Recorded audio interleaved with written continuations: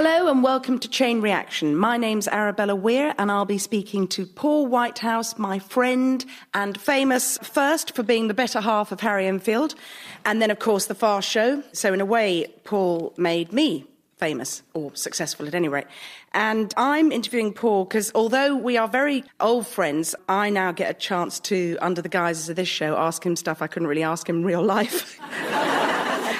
So would you please welcome to the stage the phenomenally talented Paul Whitehouse.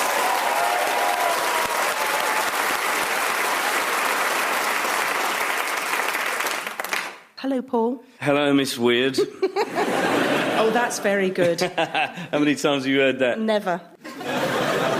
I want to know, first of all, when did you first realise you were funny? I'm sorry, I'm afraid I can't answer that question. Well, I do remember when I was a kid. I was born in the Rhondda Valley in Wales, and then we moved up to North London when I was 4. And I used to change accents as we crossed the Severn Bridge. So if we were going back to Wales to see my family, I'd suddenly talk like that, see? And then on the way back, I'd revert to full Alf Garnett. You silly moo, that sort of thing, you know, West Ham. And I thought that was funny. It probably wasn't, looking back on it now, but I thought it was funny. Do you think the changing of the accent and perfecting it was so that you could fit in both places? Yeah, I'm sure, yeah. And Did you want me to elaborate on that? But I think that answers the question. Yes.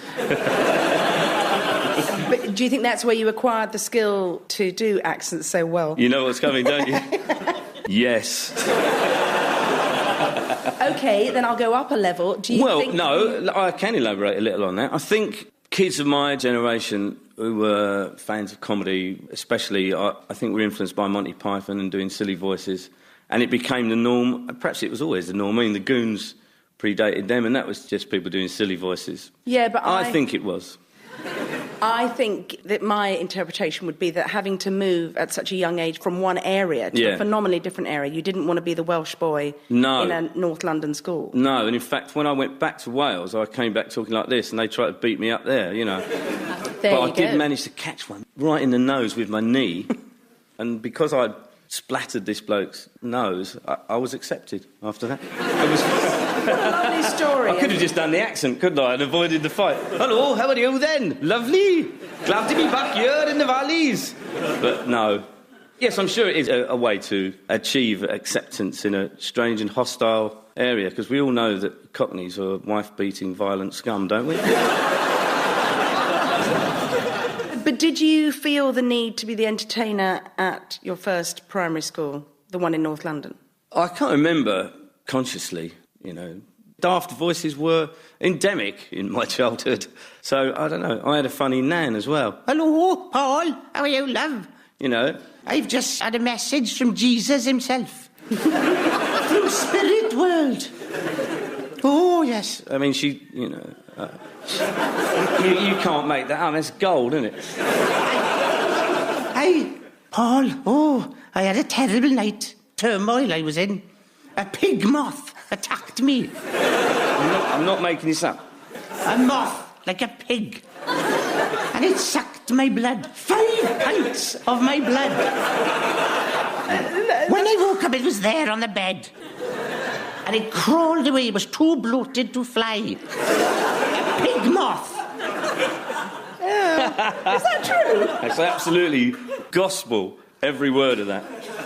But was she bonkers? In fact, I've reined it in a bit. Was she bonkers? Absolutely. Well, although, you know, maybe she's right and us godless, you know, heathens are wrong. Maybe she's looking down now, twizzling her wig around. Well, it was a pig moth, you little bugger. So, were you a star pupil? I was pretty bright at my primary school. Me and Colin Lake were top of our junior school. But, you know, that's something to be fairly proud of. I suppose then when I went to my senior school, there were people there who'd done algebra and French and I was bewildered. Seriously, I was. I thought, what on earth are they talking about? A times X, you know, plus 2Y. So that knocked me back a bit. I was quite cocky at that point. And I had to recover there amongst the semi-thick, you know, and build a platform, do you know what I mean? And then claw my way back up. I think semi-thick, too clever, and you wouldn't be doing comedy, would you? Do you know what I mean? Unless you... I'm not sure about that. Stephen Fry, apparently, is very clever. Hargable, yeah. I don't know why I said hargable, but Harry Enfield does a very good impersonation of Stephen Fry, and all he needs to do is go, yeah, hargable. Don't even know what that word is. I don't know either. So, even though you weren't that clever... I was fairly clever, come on, you know I am. But you got into the University of East Anglia, UEA, otherwise known as the University of Easy Access. Which is, I believe, where you got in with your... And where did you go, Harry? Nowhere. Yeah. Thank you. Yeah, but I was too bright. That was the... So you went to UEA? Yeah, I did, yeah. Where you met... Charlie Higson. In fact, actually, through a bloke called Dave Cummings, who also writes material for the Fast Show and also Harry Enfield. In fact, I think it was through Dave Cummings and his brother Ted that I met Harry Enfield. Did you complete your course at UEA? Yes, I did. I got a double first in law. I went on to Harvard. You know very well, I was kicked out after a year. Because they discovered you were semi-thick. Exactly, they realised this bloke's actually quite shallow and semi-thick. But you'd already formed a kind of lasting association with Charlie and Dave and Harry. Yes, whether I liked it or not, yeah. So, did Charlie complete UEA? Yes, he's building another wing on it now as well, yeah. I wouldn't put it past him, I tell you. So you left with no qualifications, as my dad would say. And then what? Well, I got a job in the council, Enfield, and I moved to a permanent job at the Environmental Health Department in Hackney, where I did sterling work, answering the phones. There were some great people there, actually, at Hackney Council, and I met a lot of sort of interesting politicos from both ends of the spectrum, and also met some very funny people as well. And I got a lot of ideas for characters that I used subsequently. Most famously? Well, it suit you, you know, there's a bloke called Jimmy Ord who would say, "Hello, sir." I mean, you write a heap about him, you know. "Hello, sir." I mean, you know, we just lifted it wholesale. I just lifted it, man. You know? And he would say, "Hello, sir." "We were out with a lady last night, sir. Did she want it, sir?" It's just, you know, you can't refuse that, although Harry Enfield did. I tried to get Harry to do Suit You on the old Harry Enfield show, and he was a bit reluctant. I don't know. I think he thought they were a bit camp. They sounded quite heterosexual to me. Yeah. "You were out with a lady last night, sir. Did she want it?" Well, that man must be gay. Anyway, no, he didn't want it, and he sort of rused that a little bit. I don't think he'd have ever done it as well as you and Well, I reckon he probably would, you know. No, I'm not going to slag Harry off on this show. I'm not asking you to slag Harry. I owe Harry a lot. He owes me more, but... I think there's something about yours and Mark's physiques that kind of perfects that. Is that a compliment? It is a compliment, because there's something... Awkward, skinny sort of blokes. And the fact that it is incredibly camp without being gay. It's phenomenally camp. Come on, I'm not the All hello, right, OK, support me here. It's fairly camp. It's very camp. OK, fair enough. All right, it's camp. So... Also, a mate of mine who influenced me a lot from Hackney Council was Danny Wiseman. And he kind of engendered, really, Stavros and Ron Manager as well, to an extent. Was he doing Stavros at Hackney He was Council? just, you know, he did an impersonation of a Greek mate of his, and we sort of took it from there, really, and combined it with Adam, who ran the local kebab shop in Wells Street in Happy Hackney. He'd say, "What are you doing in my shop, you boys?" If they were, you know, people were fighting or mucking about, they'd say, "No love making in my shop, please." And he was a really nice bloke, and he was actually a very funny man, very sort of warm character. And so when Harry got allegations of kind of sort of racism or perhaps being patronising more than anything else, you know, we were sort of unimpressed by that, because it was genuine impersonation of a very warm bloke, you know. So I owe quite a lot to Danny Wiseman, and as I say, he used to do an Hackney Council days. Yeah, he used to do an impersonation of a football manager, Alex Stock.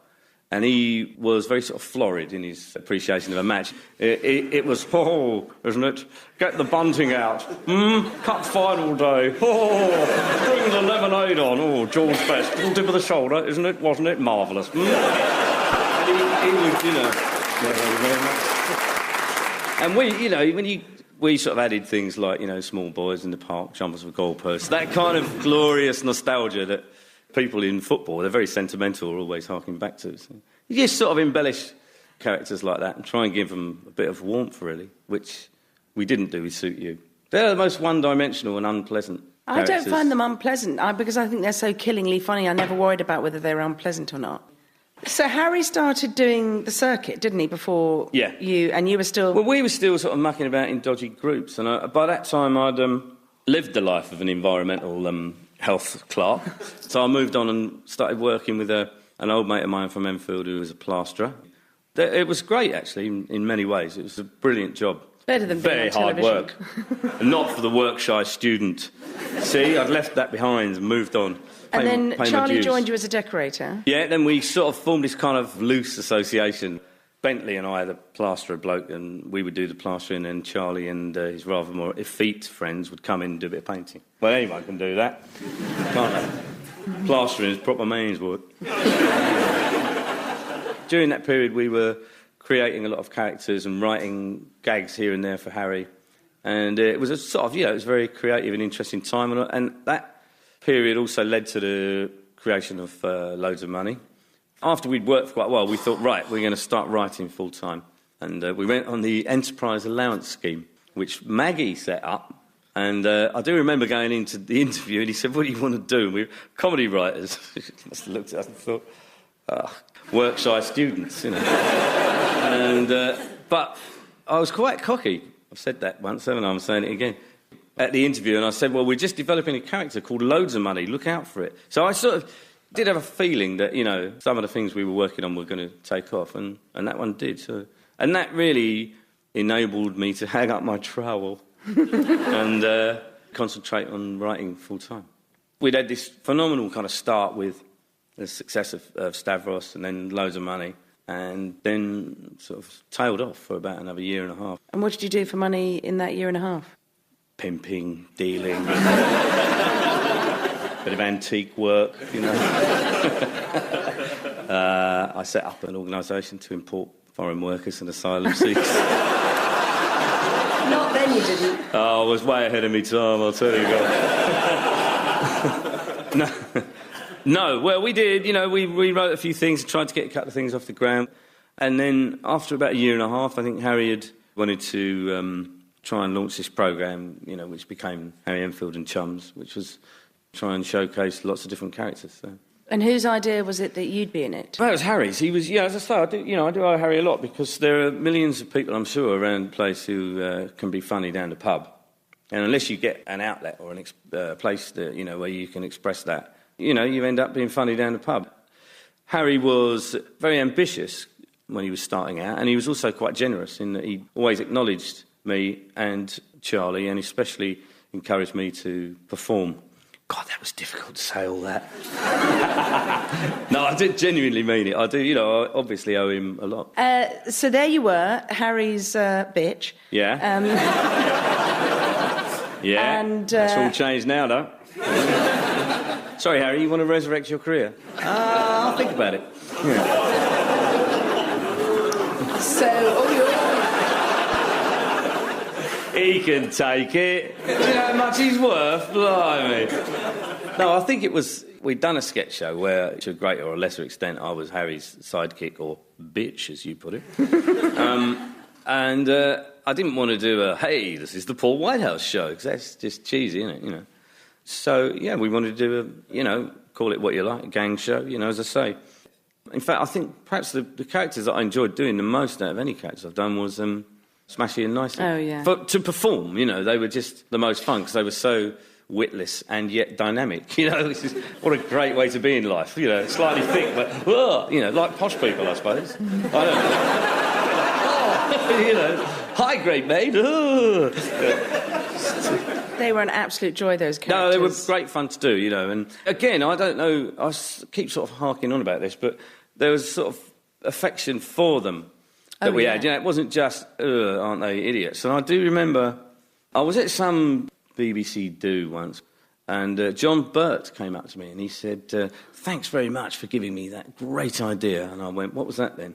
And he went, for getting rid of all those hopeless DJs. Oh, well, that wasn't our intention at all. We wanted them to stay so we could nick more material, you know. But they were done with a degree of affection. And they were wonderful characters. Well, they were great fun. So then you and Charlie sneak off on your own and go, why don't we do a show on our own? Daddy wouldn't let us do Suit You.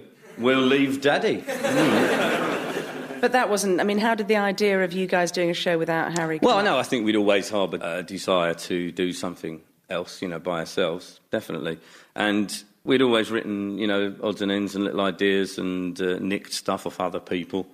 I remember Bob Mont was saying, well, Paul, you know, they're going to accuse us of thieving stuff, but I said, well, we thought of nicking it first. It's quite a good policy, isn't it? Well, we nicked it before you did, so... So we'd, like little squirrels, like last little grey squirrels, we'd amassed, you know, some stuff, and...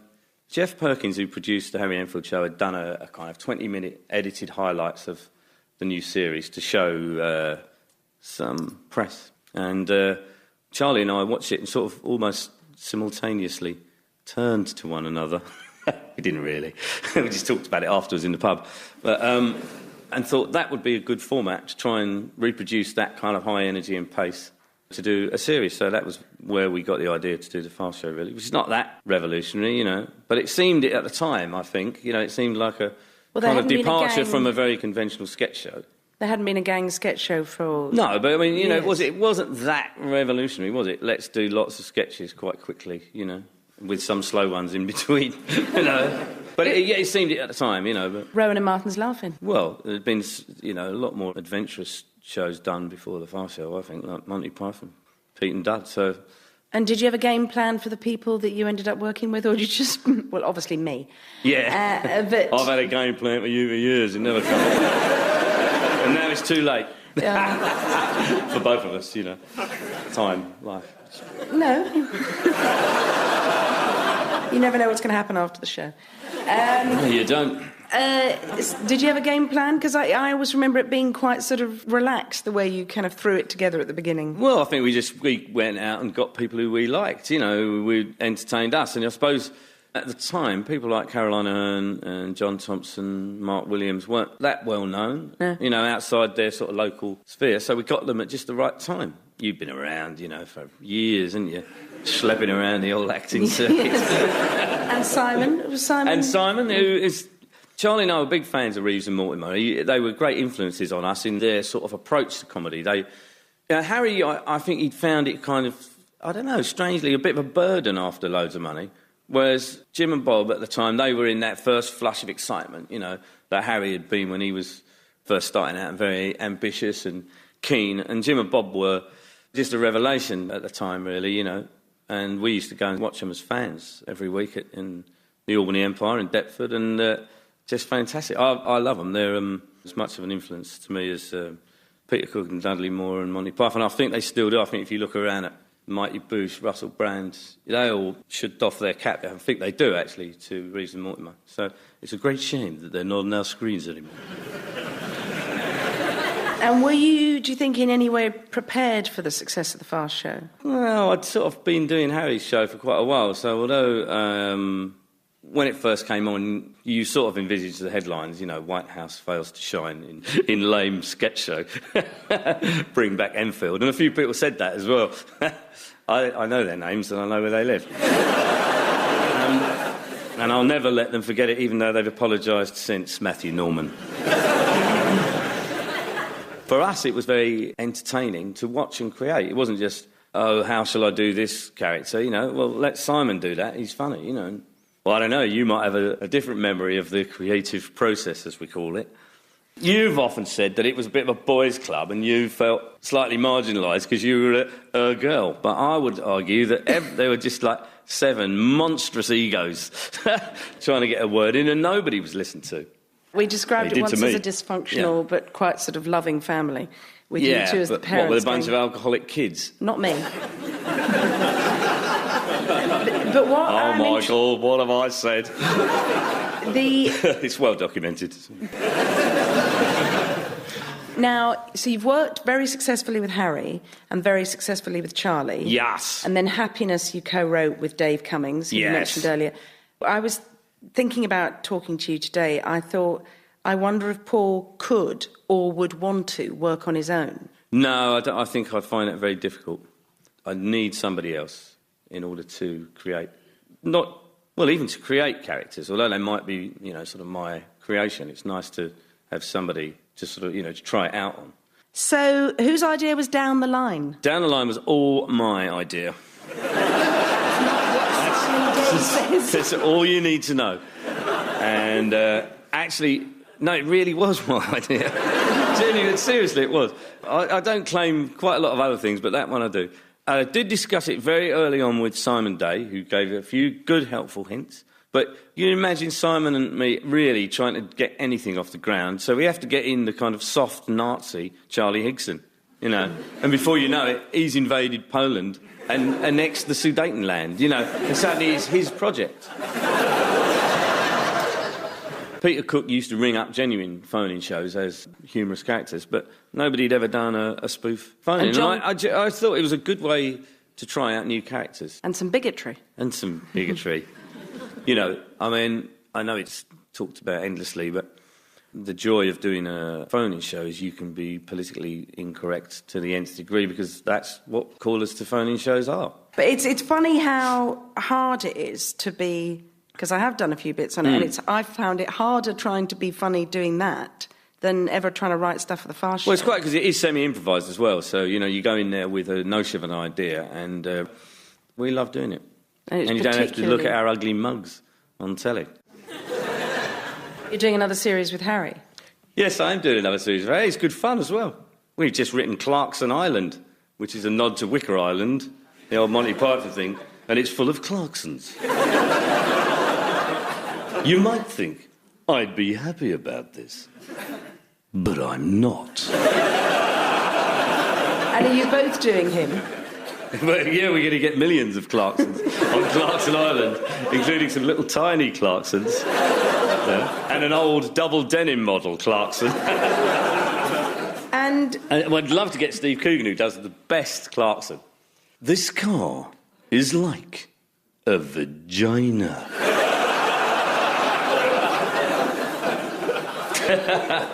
Hats off to Coogan, eh? And would you say that... Great, isn't it? Oh, I wish I'd thought of that. Oh, I just did. Well, Paul, nick it. Do it, nick it before anyone else does, mate.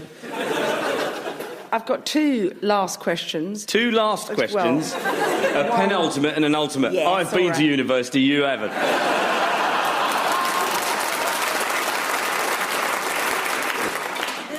She's right. Imagine the bullying she got in the Fast Show. Oh, dear. Sorry. Public apology. Oh, thank you. Can we keep that?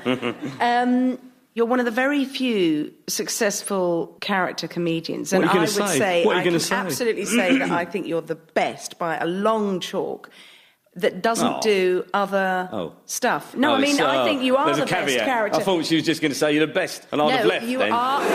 Couldn't have got any better, could it? In my view, you are absolutely the best character comic. No, I think that. See, you can't take it. Very humble, Paul is. Genuinely humble. But you do very little other stuff. Coogan's always doing dreadful films, and Harry does... I tell you what, I've tried to do a couple of dreadful films. I've got an agreement with my agent, just say no. But they asked me to do Harry Potter, right? So I'll go and do it, and I did 2 days of basically doing Rowley Birkin. I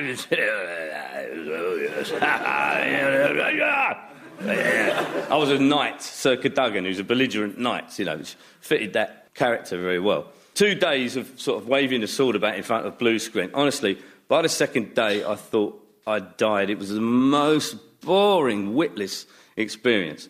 And the film comes out, and they've cut me. And then I'm on the cutting room floor, and I've actually did promise my youngest daughter I wouldn't ever say this, but I will. She won't listen to Radio 4. My daughter's reaction was, my eldest daughter just laughed. Right? She went, ah, ha, ha, ha, ha. My middle daughter went, oh, she was really angry. Now none of my friends will believe you were ever in it. And my youngest went, how dare they do that to you, Daddy? You're a really great actress.